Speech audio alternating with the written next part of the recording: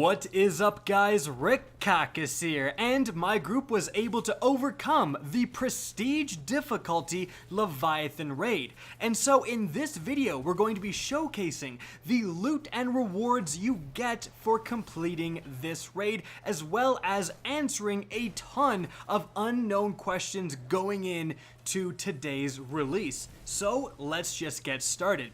So what rewards do you actually get when you do an encounter within the prestige difficulty Leviathan Raid? Well, firstly, there's a new Prestige Raid shader. You're going to encounter this right away if you go through the Castellum. Remember, the first encounter within the Castellum does award you with better loot than normal and some tokens. The rest award Glimmer. So if you do plan on using the underbelly to get around, probably worth doing that first fight in the Castellum. Now for every other encounter, so that's the Pleasure Gardens, the Royal Pools, the Gauntlet, and then Callus himself, you get a loot chest with the following prestige gear. Armor.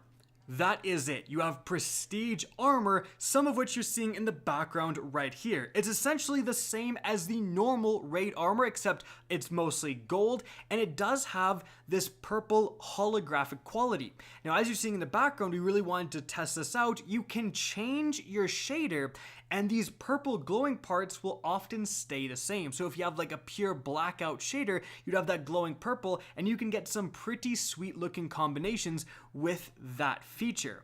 But very unfortunately, no one, not a single one of us, got any missing weapons. And when I say missing weapons, I'm talking about there's no raid sidearm, there's no raid fusion rifle.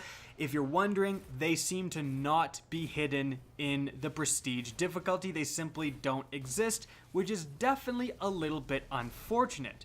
Aside from that, do you get anything else? Well, you are going to get Callus tokens.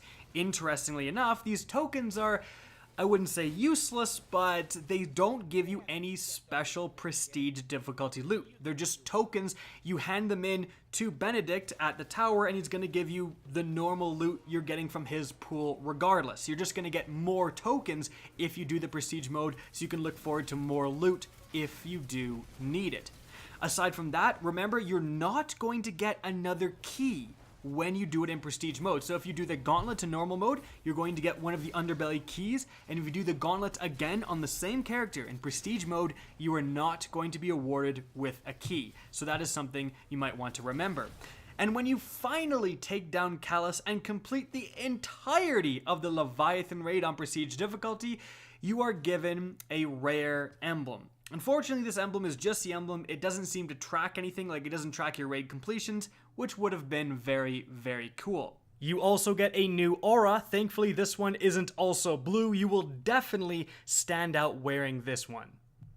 Something else I'm sure a lot of you guys are wondering is what happens with the last step of the exotic Legend of Acrius shotgun. This is the raid shotgun that you have to do the raid to actually get it. You talk to Benedict, then you go back to the raid, then you have to do other stuff, but the last step of the Legend of Acrius shotgun is to complete the prestige raid.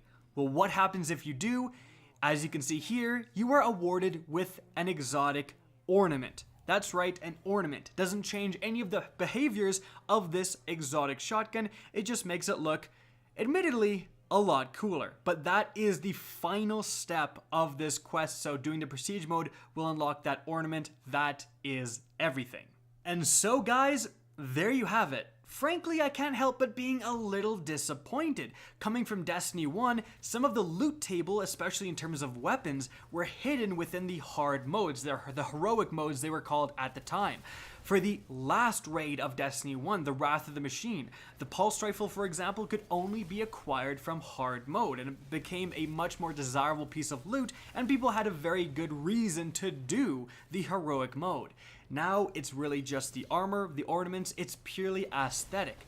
This will alleviate some of the stress that newer players, more casual players may have. They don't have to do the hard mode to get all of the loot table, which can be looked at as a positive, but of course it will kind of give the hardcore players certainly less to do this time around.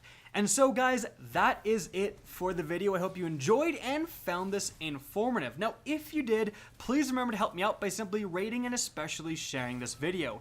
If you guys want to see more Destiny 2 content similar to this, don't be afraid to slap that subscribe button. And if you guys want to get in touch with me and keep up to date with the latest channel activity, the best way is to follow me on Twitter at RickCacus. That's linked in the description down below, as is my Twitch channel, which you can also follow. Again, I hope you enjoyed the video, and as always, have a good day.